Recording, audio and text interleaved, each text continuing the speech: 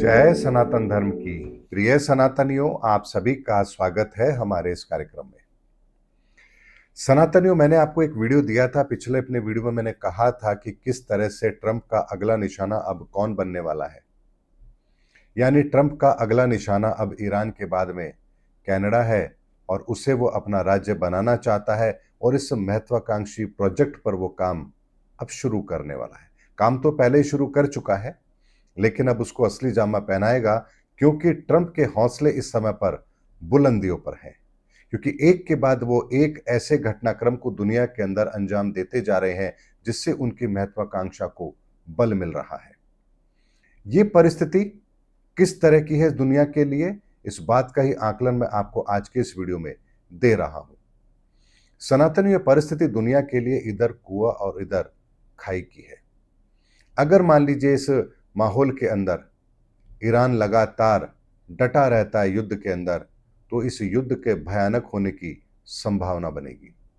और यदि मान लीजिए ईरान समझौता कर लेता है और हथियार छोड़ देता है, युद्ध छोड़ देता है, तो ट्रंप के हौसले बुलंद होंगे और वो अपने अगले निशाने पर निकल पड़ेंगे।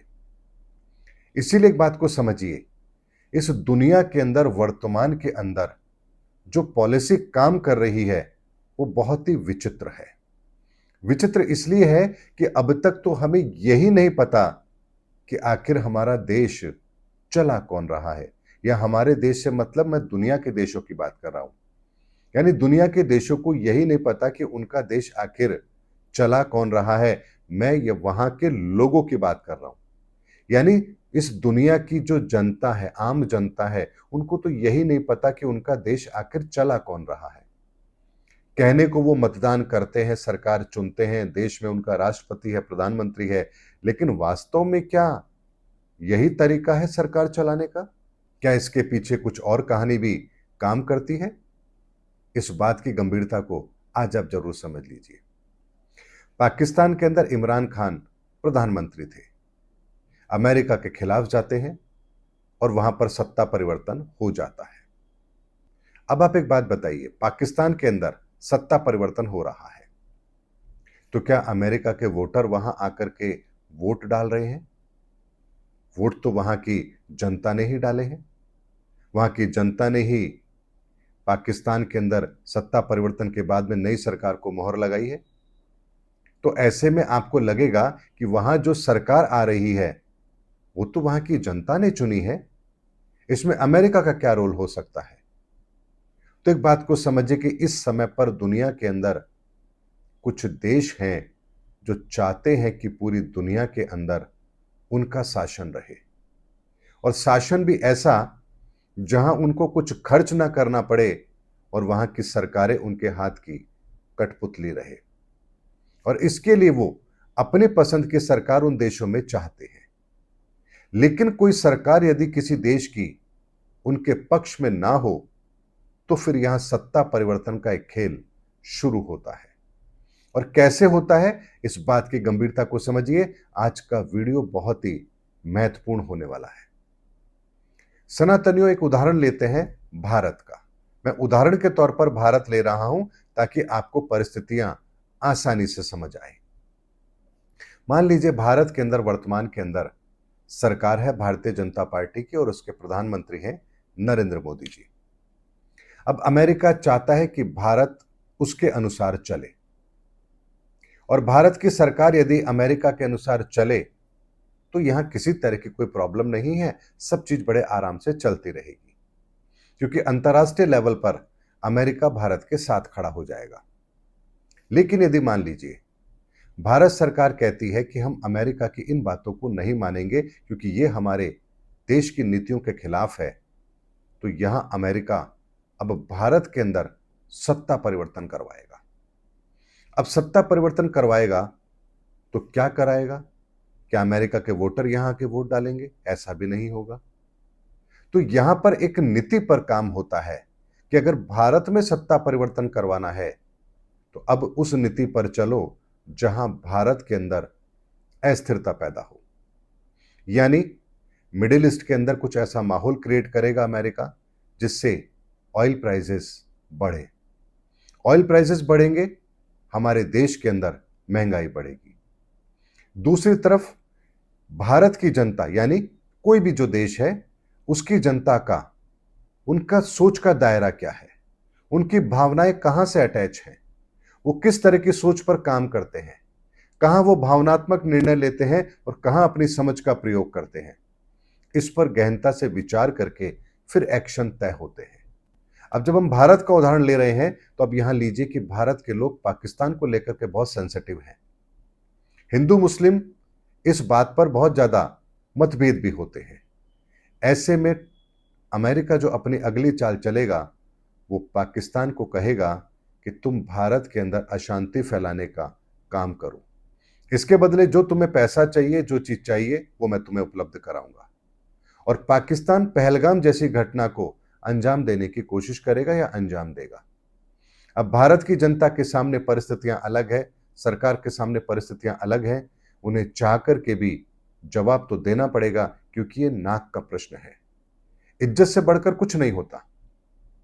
ऐसे में भारत सरकार और जनता भी चाहेंगी कि पाकिस्तान को जवाब दिया जाए। अब पाकिस्तान को जब जवाब दिया जाएगा, तो उससे भारत की इकोनॉमी पर भी फर्क जरूर पड़ेगा।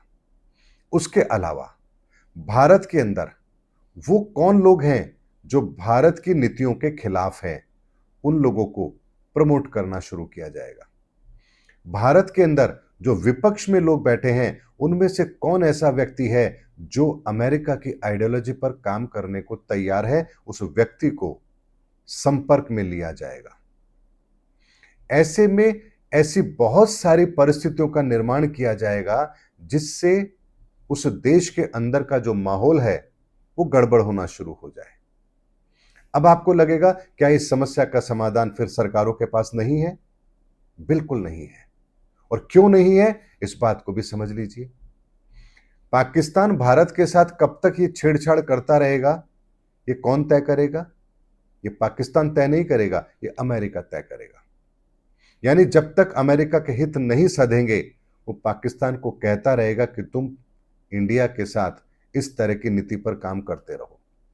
तो आए दिन आपको बॉर्डर पर एक अलग तरह की परिस्थिति देखने को मिलेगी। उसकी वजह से आपका बहुत सारा संसाधन आपके सैन्य खर्चों पर लगेगा, प्रशासन पर लगेगा और नीतियों पर लगेगा।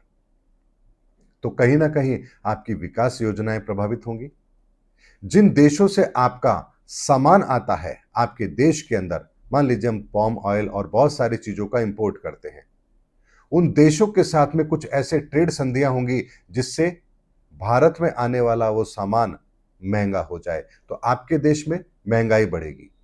और एक आम आदमी को क्या चाहिए? उसको सामान सस्ता मिलता रहे, उसकी जिंदगी खुशहाली से चलती रहे, उसे यही चाहिए। उसे कोई विदेश नीतियों से कोई मतलब नहीं है। और वास्तव में होता भी यही है। किस आदमी में इतनी समझ होती है कि वो जियो पॉलिटिकल सिचुएशन पर इतनी गहनता से समझेगा? और समझ भी लिया तो करेगा क्या? तो ऐसे में अगर सरकार वहां उस देश की अगर चाहे भी, तो उन परिस्थितियों को कंट्रोल नहीं कर सकती, क्योंकि जिस देश से आप इंपोर्ट कर रहे हैं, वहां से यदि अलग तरह की पॉलिसी बन रही है, तो आप चाह करके भी कुछ नहीं कर सकते। ऑयल प्राइसेस अगर महंगे हैं इंटरनेशनल मार्केट के अंदर, आप चाह करके भी उसको नीचे नहीं ला सकते। ऐसे में बात आती है, तो फिर क्या इन परिस्थितियों से मुकाबला सरकार नहीं कर सकती?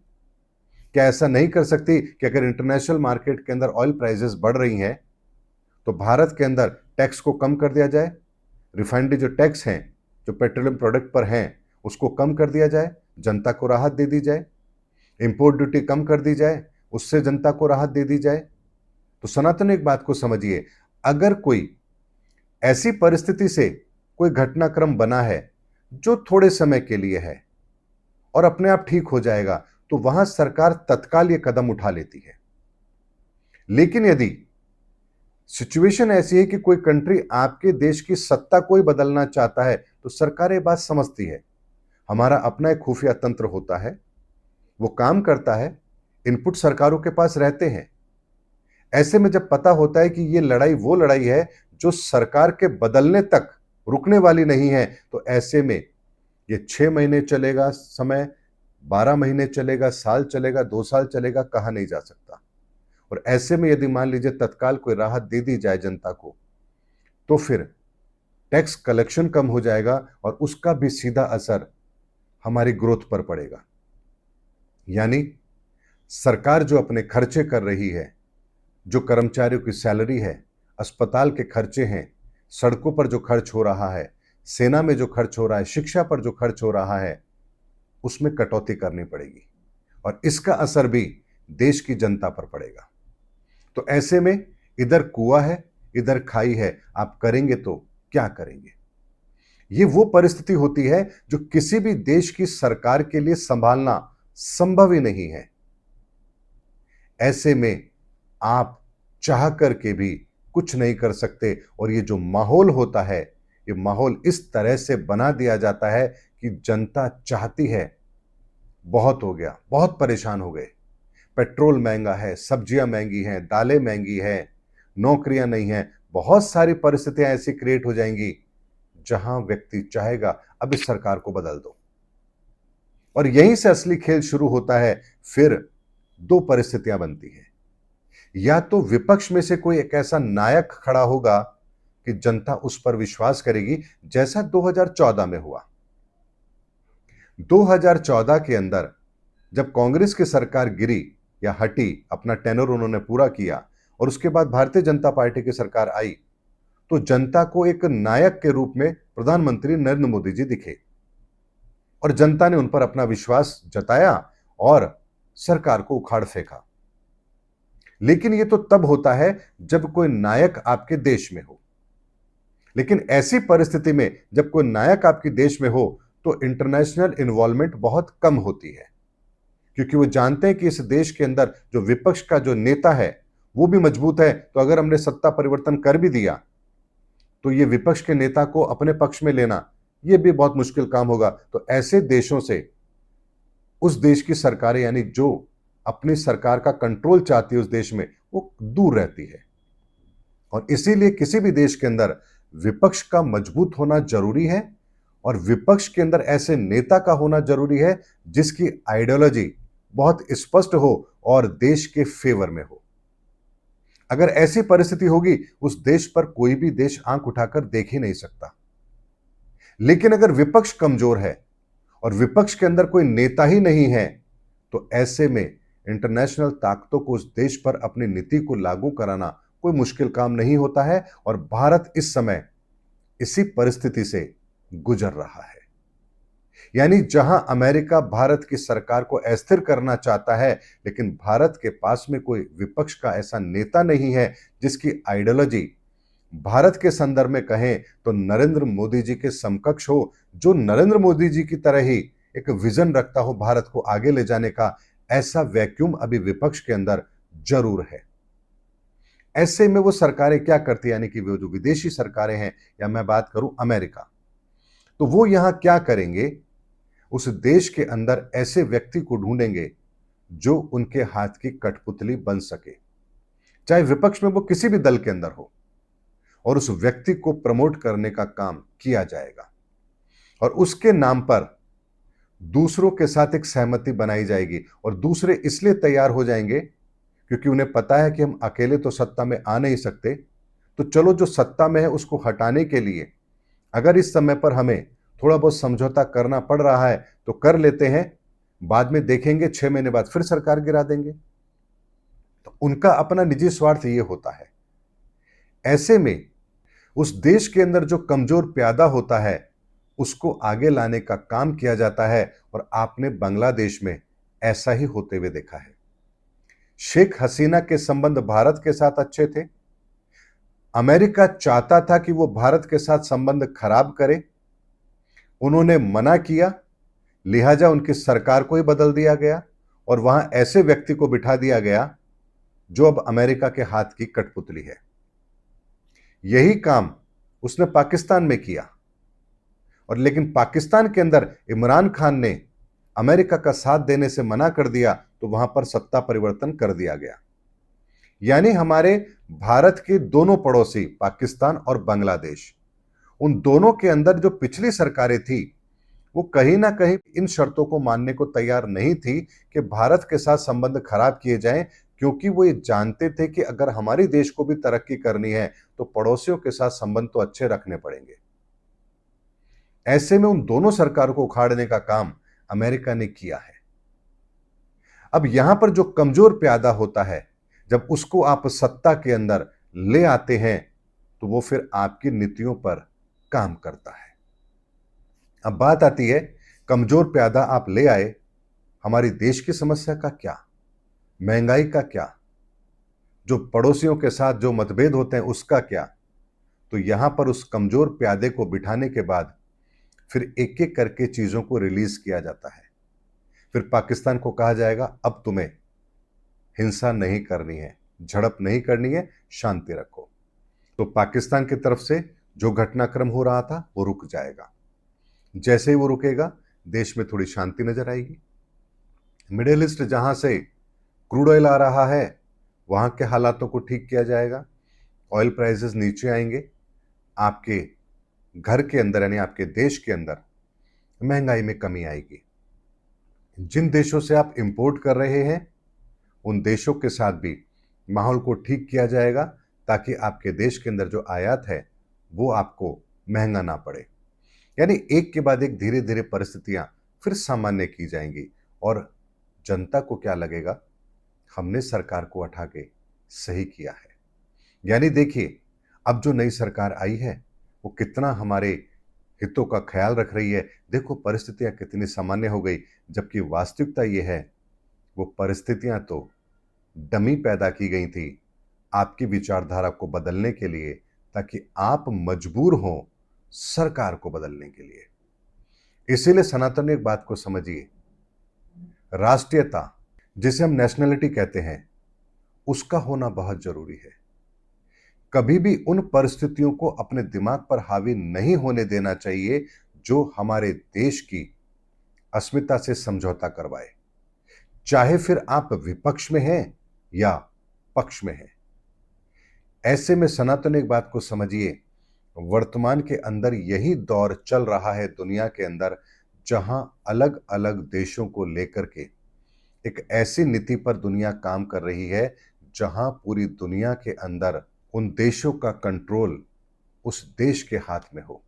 तो अमेरिका पूरी दुनिया के अंदर छोटे छोटे देशों को लेकर, बड़े देशों को लेकर के अपनी एक ऐसी नीति पर काम कर रहा है जहां से वो पूरे विश्व को कंट्रोल कर पाए। और यही काम चाइना भी कर रहा है। ऐसा नहीं है कि भारत ये काम नहीं करता, भारत भी ये काम करता है। कैसे करता है ये भी समझ लीजिए। श्रीलंका के अंदर, नेपाल के अंदर अगर कोई ऐसी सरकार आती है जो भारत के खिलाफ हो, भारत सरकार के खिलाफ हो, तो क्या हम नहीं चाहते कि वो सरकार वहां ना बने? हम चाहते कि वहां वो सरकार बने जो हमारे पक्ष में निर्णय ले, ना कि चाइना के पक्ष में। और चाइना चाहेगा वहां वो सरकार बने जो उनके पक्ष में निर्णय ले, ना कि भारत के पक्ष में। तो हम अपने आसपास की सिचुएशन को हैंडल करने के लिए इस नीति पर काम जरूर करते हैं। लेकिन ये नीति चाहे भारत अपनाए चाहे अमेरिका अपनाए, दोनों सूरत में ठीक नहीं है। ये कहीं ना कहीं अराजकता को पैदा जरूर करती है। अब मान लीजिए नेपाल इस नीति पर काम कर रहा है कि हम भारत के साथ अच्छे संबंध रखेंगे, तो चाइना वहां राजनीतिक अस्थिरता पैदा करेगा। अगर मान लीजिए वहां ऐसी सरकार है जो चाइना को फेवर कर रही है, तो भारत चाहेगा कि वहां वो सरकार ज्यादा दिन ना रहे, वहां वो सरकार आ जाए जो भारत को फेवर करे। तो उस देश के अंदर राजनीतिक अस्थिरता, उसके पीछे हमारा भी बहुत बड़ा हाथ है। और हमसे बड़ा जो देश होगा वो हम पर इसी तरह से कंट्रोल करना चाहता है। और यही नीति इस समय पर पूरी दुनिया के अंदर है। और इसीलिए मैंने आपसे कहा कि इधर कुआं और उधर खाई। मैंने भारत का तो आपको एक उदाहरण लेकर के बताया है।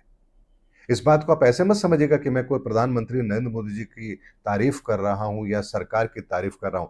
मैंने एक उदाहरण लिया है भारत सरकार का, तो ताकि आप इस बात को गंभीरता से समझ सके।